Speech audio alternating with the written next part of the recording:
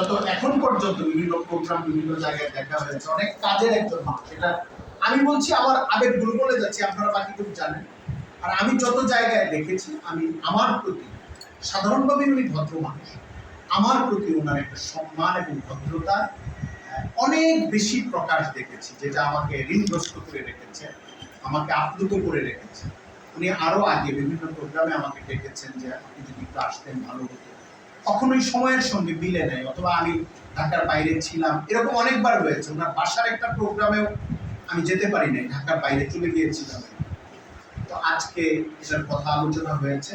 আমি জানি এখানে অনেক যোগ্য যোগ্য মানুষ আসবেন, সেই হিসেবে আমার কথাগুলো খুব উপাদেয় উপযোগী কিছু হবে না। কাঁচামরিচের মতো চিন্তা করেছিলাম বলবো, কাঁচামরিচ আর পেঁয়াজের মতো এই যোগানটা হয়েছে কিনা আমি জানি না। আমি ওইভাবে চেষ্টা করেছি যে একটা সহায়ক যোগান যেন হয়। আপনারা এত দামি দামি আলোচনা শুনবেন, কিন্তু আসলে ওনাকে দেওয়ার কথা, ওনার সঙ্গে আমাদের যে আন্তরিকতাপূর্ণ সম্পর্কটা রক্ষা করা। এবং আমি বিশেষ করে সুন্নাহ ফাউন্ডেশন যত মানব সেবামূলক দাওয়ামূলক সুন্দর সুন্দর কাজ করছে, বিশেষ করে আধুনিক যে মানুষেরা যে কাজগুলো করে, ওদের পাল্টা দিনই কাজের কাণ্ডারি কম, দিনই কাজের সেবামূলক বা ময়দানে এই ধরনের বুদ্ধিবৃত্তিক কাজের নানান অঙ্গন তৈরি করা, এটার ক্ষেত্রগুলো নানান কারণে কম। আমাদের উলামা একরামের বড় কিছু অংশ অনেক মাদ্রাসার খেদমত করছেন, মক্তব প্রতিষ্ঠার কাজও করছেন, অঙ্গন অনেক দিকে অনেকজন অনেকভাবে কাজ করছেন।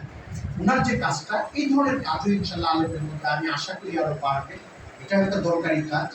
আমি চাই আপনারা আপনাদের আজকের দিন, আগামীকাল এবং পরের দিন, 3টা দিন এখান থেকে যেভাবে উপকৃত হওয়া দরকার, প্রত্যেকটা মানুষের যার যার লেকচার। এই যে আমি সোহাগ ভাইয়ের নাম দেখলাম মনস্তত্ত্ব সম্পর্কে, উনি মাহমুদুল হাসান সোহাগ সাহেব, দাওয়া এবং মনস্তত্ত্ব, শ্রোতাদের সঙ্গে আমাদের কথাগুলো কিভাবে মিলবে, যোগাযোগ হবে কথাগুলোর ক্ষেত্রে, এই জিনিসগুলি খুব গুরুত্বপূর্ণ।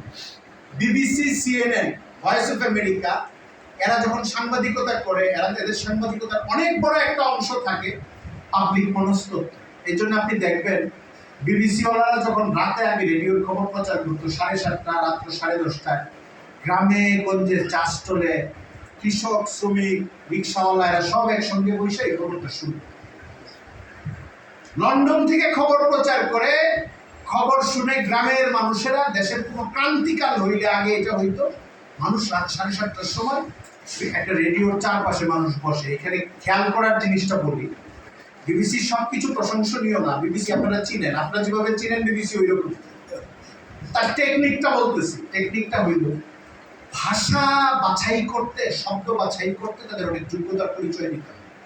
অনেক কঠিন কঠিন বিষয়ের খবর তাদেরকে বলতে হয়। এই চিন্তাটা মাথায় রেখে যে আমার এখানে কলেজের প্রফেসর থেকে নিয়ে, রাষ্ট্রের প্রধান থেকে নিয়ে, গ্রামের চায়ের স্টলের কৃষকরা যারা বাংলা ভাষা বুঝে না, পত্রিকা পড়তে পারে না, তাদের প্রত্যেকের এই ঘটনাগুলো বুঝতে হবে। আমি এইভাবে বলবো, তার স্ক্রিপ্টটা ওইভাবে লেখে। এই জন্য আজকে আমি বলে দিলাম, তো ইউটিউবে বিবিসির পেছনের খবরগুলো শুনে দেখেন, তাদের ল্যাঙ্গুয়েজগুলো কি, তারা কিভাবে কথাগুলো বলে। গতকাল সভায় বসেছিলেন অমুকে অমুকে, এমন ভাবে বাক্যগুলো বলতে থাকে মনে হয় যে রসগোল্লার মতো মাফুমটা গিলায় দিতেছে। এটা হলো মনস্তত্ত্ব। শ্রোতার সঙ্গে আলোচকের মনস্তত্ত্বের সেতুবন্ধনটা এইভাবে রচিত হয় যে সে কি শুনতে চায় আর আমি কিভাবে বলতে চাই, আমার শব্দগুলো কেমন হবে যেন সে সব বুঝে।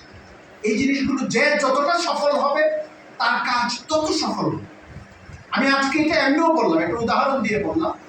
আপনি আন্তর্জাতিক গণমাধ্যমগুলো যেরকম বিবিসি রেডিওর অনুষ্ঠান, আপনি 10টা নিউজ মনোযোগ দিয়ে শুনলেন, এইভাবে শুনলেন যে দেখি তো একটা নিউজটা আসলে কি ধরনের, আর এরা কি কি শব্দে কোথায় কতটুকু তরঙ্গ উঠানামা করে এটা প্রচার করেছে, দেখি তো, আমি একটু খেয়াল করি তো, আপনি দেখবেন বিশেষ কিছু পাবেন। এখানে তাদের অনেক কৃতিত্বের পরিচয় দিতে হয়, এইটুকের জন্য তাদের অনেক শ্রম দিতে হয় যে এখানে কিভাবে শব্দটা লেখা হয়। পরে একটা ট্রেনিং দেয়, তারা অভ্যস্ত হয়, পরে বাক্যগুলো এইভাবে তৈরি করে। এখন সংবাদপত্রে যারা সাংবাদিকতা করে তারাও এই কাজগুলো এইভাবে করে। আপনি সংবাদপত্রে যে নিউজগুলো পড়বেন, প্রথম আলোর পরে, যুগান্তরের পরে, অন্য কোনো পত্রিকার পরে, এমন কোনো শব্দ পাবেন না যে ঘটনাটা বুঝতেছেন না। অনেক ঘটনা বর্ণনা করে ফার্স্ট পেজ লাস্ট পেজ আপনি পড়তে থাকবেন।